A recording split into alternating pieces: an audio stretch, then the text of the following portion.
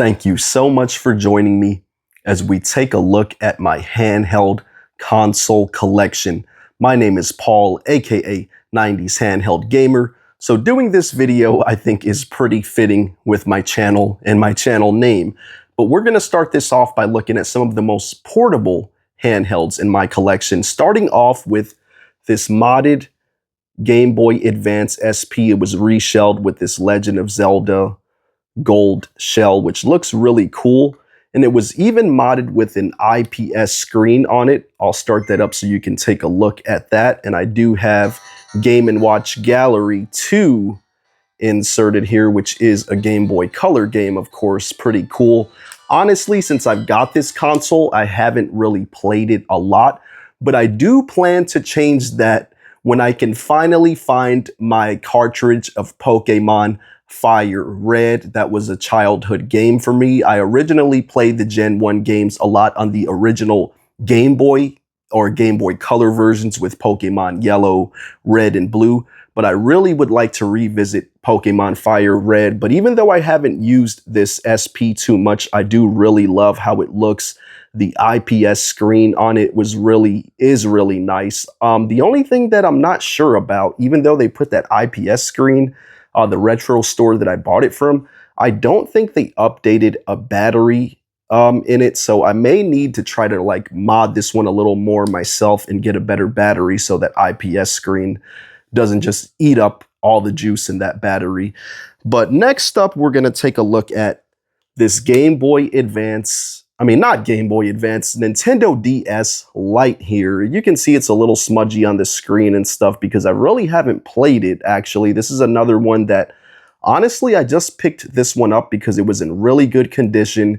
Came with the charger and everything. I found this at GameStop for just, I think it was like $50, which is a pretty good deal on a Game Boy Advance SP these days, especially in my area. You can kind of find them for that price sometimes around here in the southeast United States where I'm at. But a lot of retro stores are, have been just really inflating prices and just kind of putting a little tax on everything. So I think that was the best deal, at least around here, that I could find on a Nintendo DS Lite. And it is a really nice pocketable console. I have another one here, which doesn't look so good. It's all scuffed up. I bought this from a friend who didn't want to use it. I think I paid like $50 for this one. And honestly, the DS slot doesn't even work on it. Maybe I can try to clean it out and see if I can get it working. But I don't regret buying it because if anything, it does work as a backup Game Boy Advance. It came with the original like little insert to put in the Game Boy Advance cartridge slot, and it runs Game Boy Advance games actually perfectly, actually even better than this Game Boy Advance that I have. I don't have to blow on cartridges like you had to do in the old school days. And as you can see here, I have Kirby and the Amazing Mirror inserted in this Nintendo DS Lite cartridge slot. But now let's start looking at some of my actual, truly favorite handheld consoles to take on the go that are really great portable consoles. And this one is in this generic GameStop carry-in case that I got not too long ago. But this one is probably my favorite because it's just so lightweight. It's very simple. It's the new Nintendo 2DS XL. It's just such a lightweight console, just so easy to carry around in my pocket with me. I've taken this one on the go and had a blast with it, which I have done with my new 3DS XL as well, which I will show in a minute here. But I'm starting up the screen on this one because I figured I'll at least show what I have on this console. Seems like it's taken, not taking too long, but I'll show some of the games that I have on here. As you can see, I've been this is one that I played recently, Attack of the Friday Monsters, A Tokyo Tale, Total Hidden Gem. I have Shin Megami Tensei 4 Apocalypse, Shin Megami Tensei 4, the first one. Wow, that game is a masterpiece. I'm enjoying Apocalypse as well, but if you have a 3DS console, any type of 3DS, 2DS, whatever, I highly recommend playing Shin Megami Tensei 4 if you like turn-based RPGs with a more darker, mature tone and setting that have really memorable stories, a really memorable story that you will never forget. But I got some classics on here, Gunman Clive, Liberation Maiden, Let's see what else. Pushmo, Kid Icarus Uprising, Gunvolt, Pokemon Yellow. But yeah, I just figured I would show, you know, some of the classic games that I downloaded onto this console on the eShop before that got shut down, unfortunately. And then I do have another 3DS console here, which is the new Galaxy new Nintendo 3DS XL. This is a really pretty console. I was taking this one on the go with me, like just putting it in my pocket, but I stopped doing that. I kind of replaced it with the new 2DS XL model just because I kind of want to keep this one, you know, in better condition, more pristine. It is a more valuable console.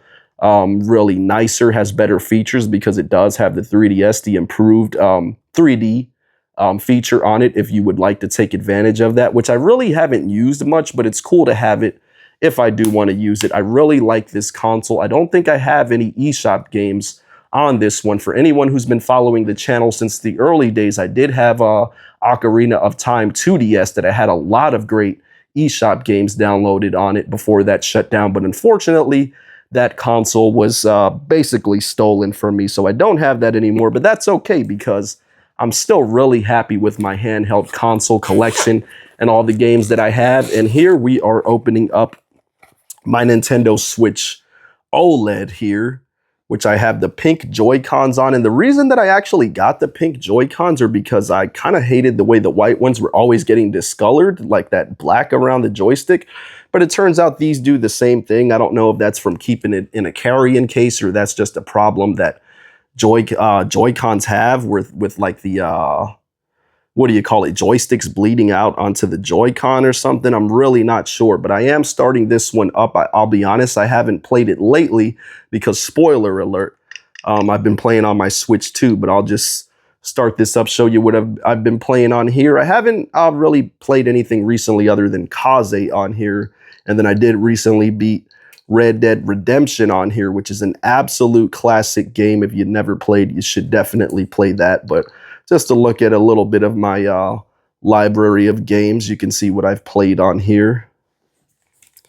I'm going to go ahead and put that in sleep mode, and then we are going to look at the final console in my handheld console collection. If you enjoy this kind of content, please subscribe, please like the video, please hit the hype button. And also, I recently put out a complete my entire Nintendo Switch collection, which is around 200 games video. So if you'd like to check that out, I'll have it up on the end screen, or you can just check my channel. It's the most recent upload before this one.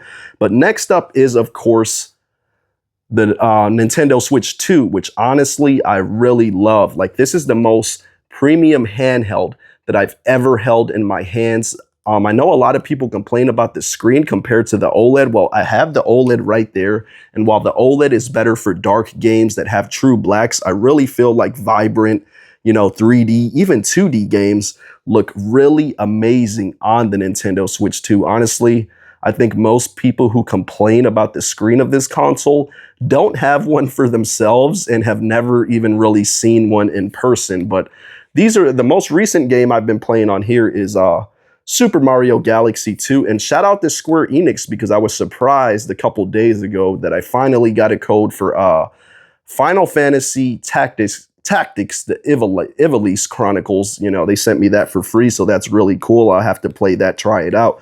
I was trying out the GTA trilogy on here, but as far as the Nintendo Switch 2, I know there was this one YouTube video that went kind of viral talking about Switch 2 buyer's remorse. I have no buyer's remorse for the Switch 2. This is an amazing handheld. If you're a gaming handheld enthusiast and you love the Nintendo Switch, you're going to love the Nintendo Switch 2 even more. I mean, one of the downsides is that the battery's not as good, but the screen looks amazing.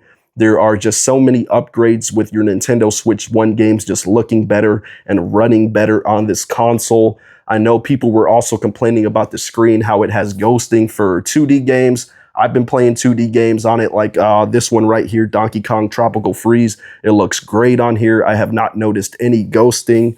Also, shout out to NIS America for sending me this code for Disgaea 7 Complete.